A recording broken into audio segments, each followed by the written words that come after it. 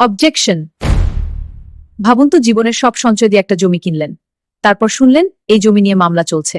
তাই জমি ক্রয় বা বিক্রয়ের আগে প্রথমেই জানতে হবে জরিপ রেকর্ড ঠিক আছে কিনা।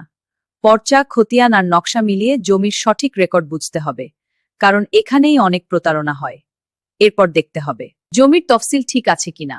মৌজা, খতিয়ান নম্বর, দাগ নম্বর এবং জমির পরিমাণ সব মিলিয়ে দেখুন, কারণ তফসিল ভুল হলে পুরো জমি প্রশ্নবিদ্ধ হতে পারে।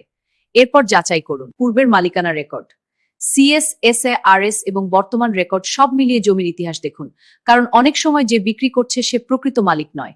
আর যদি জমি হয় উত্তরাধিকার সূত্রে পাওয়া জমি, তাহলে নিশ্চিত করুন সব উত্তরাধিকারীর সম্মতি আছে। একজনের কাছ থেকে কিনলেন আর বাকিরা মামলা করলো, তখন সমস্যা অনুসারে পড়বেন আপনি। এরপর যাচাই করুন জমির প্রকৃত পরিমাণ, কাগজে যে পরিমাণ লেখা আছে বাস্তবেও সেই পরিমাণ আছে কিনা সেটা নিশ্চিত করুন, কারণ অনেক সময় জমি কম পাওয়া যায়। এরপর দেখুন বিক্রেতার সাথে জমির আইনি সম্পর্ক। যদি উত্তরাধিকার হয় তাহলে তার নাম খারিজ বা নামজারিতে আছে কিনা দেখুন, কারণ রেকর্ডের নাম না থাকলে ঝুঁকি আপনারই।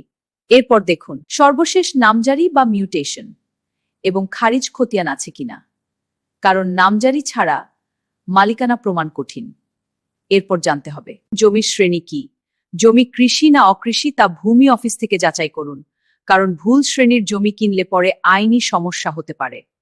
এরপর খোঁজ নিন সাব রেজিস্ট্রি অফিসে, খোঁজ নিন জমির উপর কোনো মামলা, বন্ধক বা আইনি জটিলতা আছে কি দেখুন, কারণ লুকানো তথ্য পড়ে বিপদ ডেকে আনতে পারে। এরপর দেখুন জমির বাস্তব দখল, জমিটি কার দখলে আছে, কারণ কাগজে মালিক আপনি কিন্তু দখলে অন্য কেউ, এটাই বড় সমস্যা। আর শেষ বিষয়, জমি কেনার আগে সব রেকর্ড, দলিল, মালিকানা ভালোভাবে যাচাই করুন। আর মনে রাখবেন আপনার অবজেকশন বলার অধিকার আছে।